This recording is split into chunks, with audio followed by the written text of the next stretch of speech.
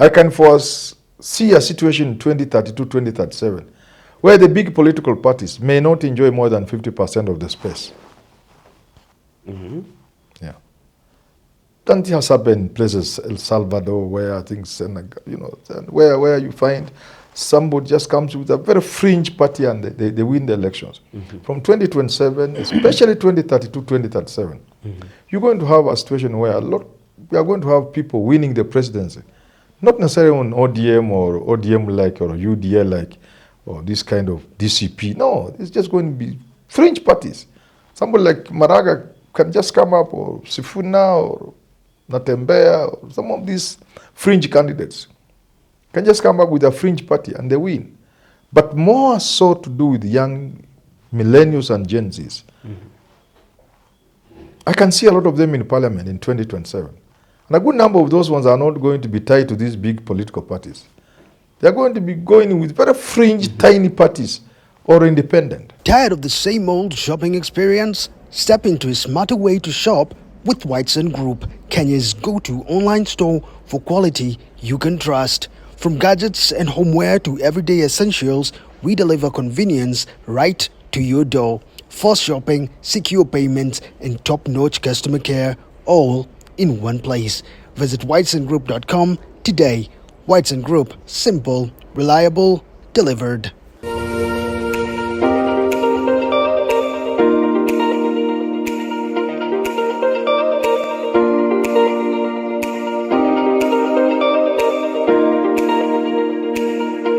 Let's talk about matters to do with building our democratic space here in Kenya as a country at a time whereby democracy seemingly is under threat. That is our conversation today on Richard Mwenje Exclusive. So glad to have you with us. And one more time, I have your favorite think tank here, Professor Herman Manyora. Great to see you, Prof.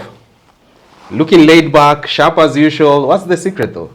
We're just there, taking one day at a time and not being very ambitious. Oh. I mean, not wanting to be very rich. Too much ambition kills a man. No, ambition is good, but ambition for what? You have to retire as a billionaire like your friends. About then, at the time of retiring, what can you do with money? You bequeath your grandchildren. How? They should work for their money. They need ranches, conservatives. No, they should work for their money. Don't deny I want to advise people, don't deny your children the pleasure that you derive from making something. Human beings are creators. When you create, it brings some satisfaction. When you are putting up your first house, as you come back in the evening to see what the fundis have done, where it has reached, there is some satisfaction. Why do you want to deny your children that?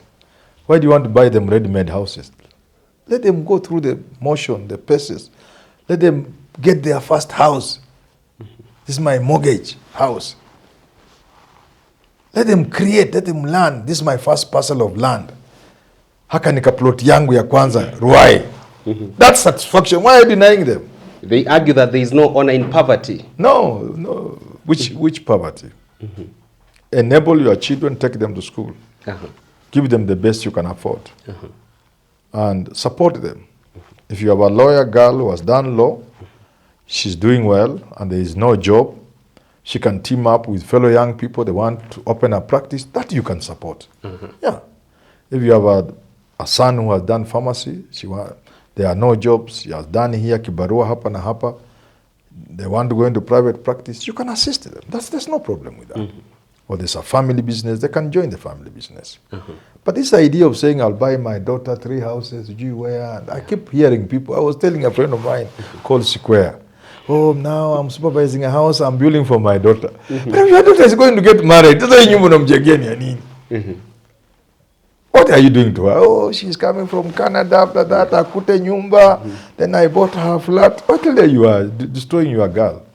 Let her buy her own flat, her own apartment, let her build her own house. You can support. Thank you for that, Prof. That's actually wisdom from an elder. Now let's talk matters to do with democracy in Kenya. At a time whereby human rights activists and political activists are claiming that our democracy as a country is under threat. And you'd imagine, who is this author of this mess that we are staring at? Do you first place that blame on maybe taking some of our vehicles for democracy, like our political parties, to be actually built around individuals, not really around ideals in the first place? all that is part of it, you know. We are still growing. We were denied political parties for a number of years. When they came, we did exactly what Moi warned us against. There will be tribal vehicles. And we are still trying to evolve out of that. And so this is just part of the growth. It is just part of growth. Part of growth. And, you know, yeah, all the problems are there. And, you know, we are all part of that problem. Uh-huh. Yeah. So if indeed we are to walk away from even having vehicles like our political parties being based on individuals and not really ideas, does that start from us tapping from the Gen Z ideals? That is, we are partyless, we are tribeless, we are leaderless. Do you think that's something that can... It's a good idea, and we will get there. I've always said we will get there. We may not quite be there, but we will get there. I expect... I expect a situation where in the coming election of 2027, but more so in 2032, where parties are going to will begin losing traction. A lot more and more people will go either with the tiny parties or independent. I can foresee a situation in 2032, 2037, where the big political parties may not enjoy more than 50% of the space. Yeah. That has happened in places, El Salvador, where I think, you know, where you find somebody just comes with a very fringe party and they win the elections. From 2027, especially 2032, 2037, you're going to have a situation where we are going to have people winning the presidency, not necessarily on ODM or ODM-like or UDA-like or this kind of DCP. No, it's just going to be fringe parties. Somebody like Maraga can just come up, or Sifuna or Natembea, or some of these fringe candidates can just come up with a fringe party and they win. But more so to do with young millennials and Gen Zs. I can see a lot of them in parliament in 2027. And a good number of those ones are not going to be tied to these big political parties. They're going to be going with very fringe, tiny parties or independent. So by 2032, 2037, I can see more than 70% of parliament being made up of people who are independent or on completely fringe parties. Yeah. Prof, you're talking about democracy being emasculated by the day, and you'd wonder, do you blame that to the place of money in Kenyan politics, whereby money sometimes is used to silence dissenting voices, it's used to buy even politicians from their parties, or even to really silence the agenda of the rival group? Do you think we have elevated money as a country? Yeah, as a country, money has been put in a place where money should not be put. That's a really grave matter. It's very serious. We have sacrificed everything on the altar of money, and politics has not been spared. But we've been making tremendous progress. We are leaving behind a political past where all you needed was money. You could go and make noise, campaign, do things. 2 years before the election, a guy comes just the last week, gives people money, we have come. That's no longer the case. It will be almost impossible in any part of this country for you to wait until the last moment just to give people money, however much you give. So we make some, and we're making tremendous progress with our money. Except sometimes you do one step forward, two backwards. At the national level, money seems to still have more than its fair share, you know, of influence, so that our politicians are easy to buy. And I'm not ashamed of using that word. They are influenced. Money has been used. And they have told us, we have not said it, they have told us. They have told us money has been given to them in toilets, in parliament. We didn't say it. They have told us themselves. So it's a shame that while the common man, the poor voter from Luombe, where I come from, has moved away from voting on the basis of 50 shillings, the MP of that poor voter is now being influenced. So that you see MPs going to State House and they are saying for development. Sure. Sometimes it's just a little influence. And. So, yes, money is still important. Money is still being used badly, misused, actually abused. But we have made tremendous improvement in terms of making money less and less the deciding factor. Yeah. Prof, increasingly we are seeing an accusation being leveled against activists, political activists out here, and human rights activists at large. And out of that group, most of them are fighting for us respecting and upholding the rule of law. But they have been labeled as commercial activists. Do you think these are danger that we are dancing with, labeling people who are really fighting for strengthening of our respect for the Constitution in the first place? You see, they are not the darling of the political class, especially those in power. So they will certainly label them and persecute them even, because they are a thorn in the flesh. They are an irritant. They don't say very comfortable things about those in power. So those in power will call them names. But again, the truth is, there's a lot of commercial activism going on. A lot of the people who make all sort of noise sometimes do so just to attract funding. It's something you can't run away from. From non-state actors? Yeah, you can't run away from. That's the truth. People are driving very big vehicles and living in very good neighborhoods without any other source of income apart from activism. So it's a mixed bag. The truth is, there's a role they are playing in society. Civil society has contributed to the progress of this country. A good number of civil society players have paid for it, some with their lives. They have been locked up, they have been tortured, they have been killed.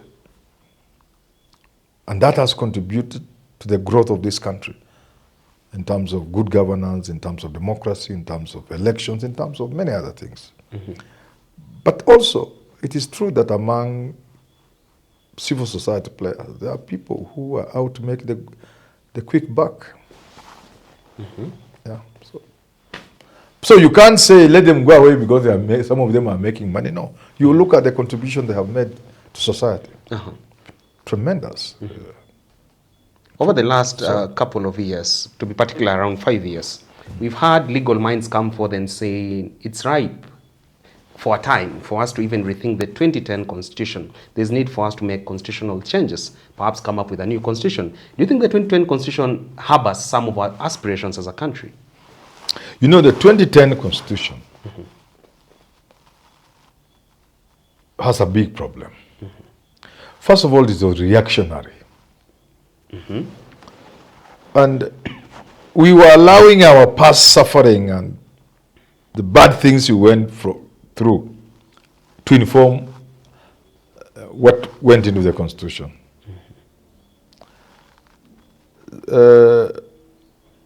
And we also suffered from extreme influence from pressure groups around the world who are coming with all sorts of experimental ideas and liberalism. We also wanted to copy-paste, and a lot of copy-pasting that constitution and borrowing from America wrongly and copy-pasting. So for the time being, it served us. But a good look at the constitution will tell you it cannot deliver this country. It can't? It can't deliver this country. Again, that constitution was based on the assumption that those who take over power will implement that constitution. If you look at the constitution, there is the element of goodwill expected from those in power, without which not much will come from that constitution. Then our constitution does not create constitutionalism.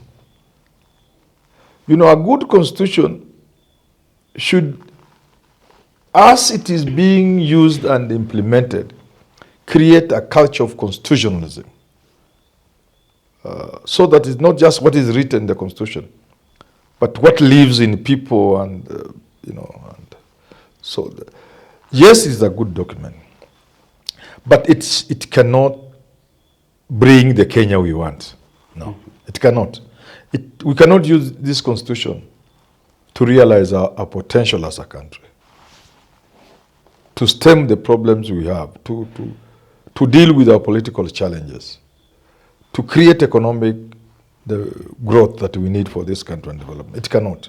So there's need for a national conversation. Raila could call it a conclave or whatever, you give it your name. But there's need for Kenyans to sit somewhere and have a very honest but hard conversation about what is this that we are not doing right. How come if you gave somebody else the presidency after Ruto, there will be no miracle?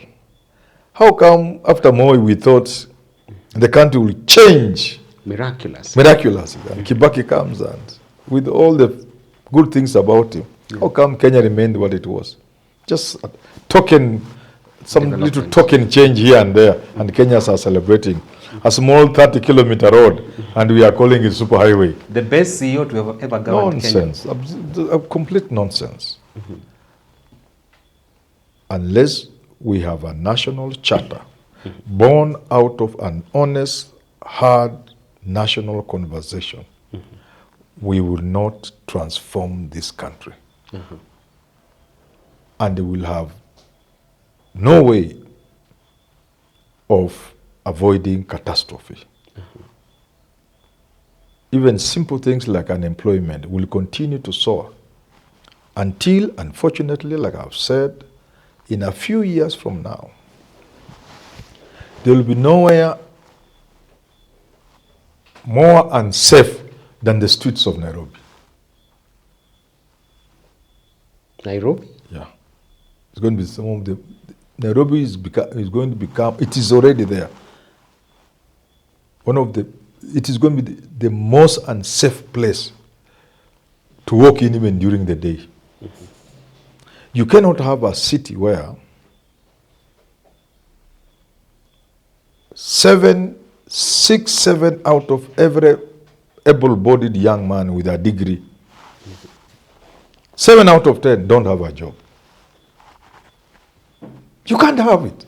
You won't walk in the streets in another 5 years, 10 years. You can't. Crime in Nairobi is going to reach levels we will all regret. Because you are now having, the jobless people in Nairobi are no longer uneducated youth. It's the educated? The people who stay in Kibra, those slums without even toilet, are no longer the village boys without any education. These are your university graduates. Nairobi. These are your graduates from premier universities like University of Nairobi. If you went to Kibra and took census, a very honest, genuine sense, and found out how many university graduates are in Kibra or Madare or Kawangwa, you'll be shocked. Boys whom we carried shoulder high? Yes, those who got good grades, yes. They are the jobless children, boys and girls in Nairobi, in the streets of Nairobi.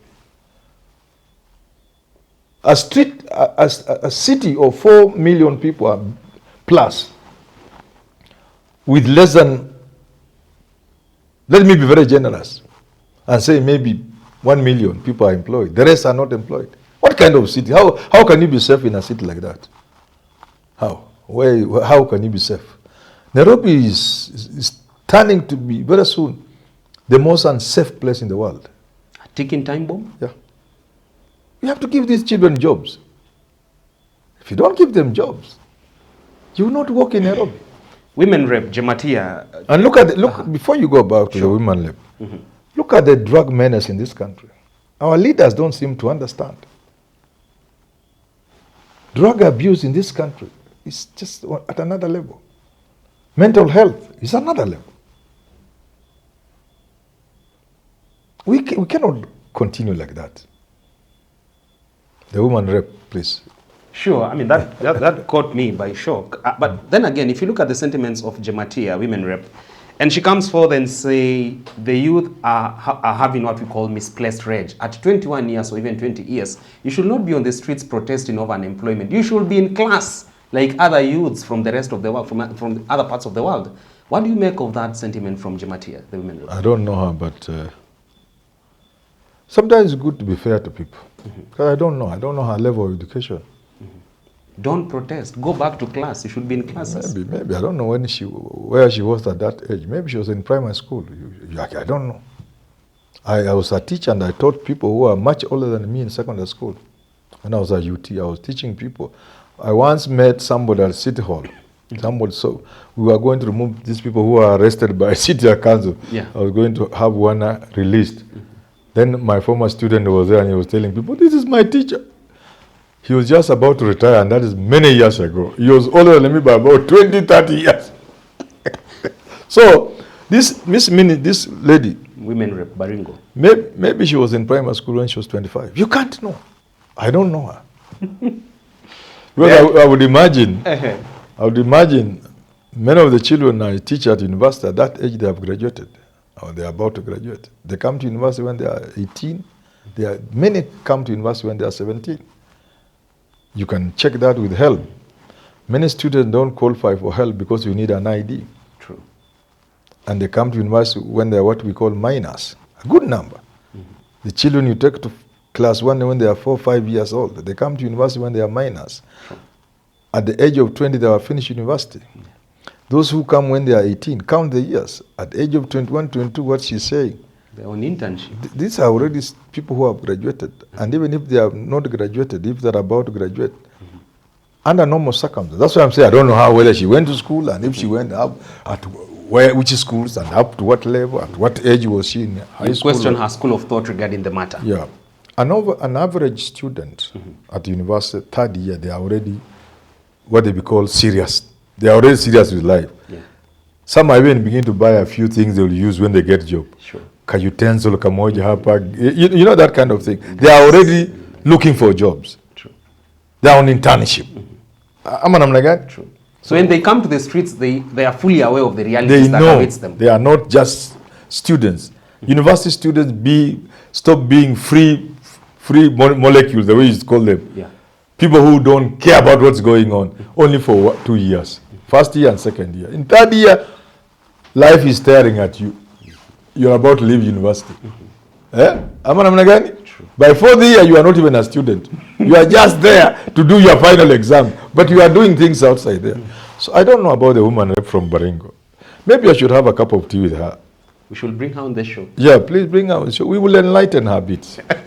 Well, there you have it from the thought leader himself, Professor Herman Manyora, discussing matters to do with how better we can replenish our democratic space as a country, revitalize it further, so that we really uphold what democracy demands. There you have it until we get to do this again on Richard Mwenja Exclusive. Enjoy the rest of your viewing. Up next editions by Jadil Kabiro and Evans Okenye.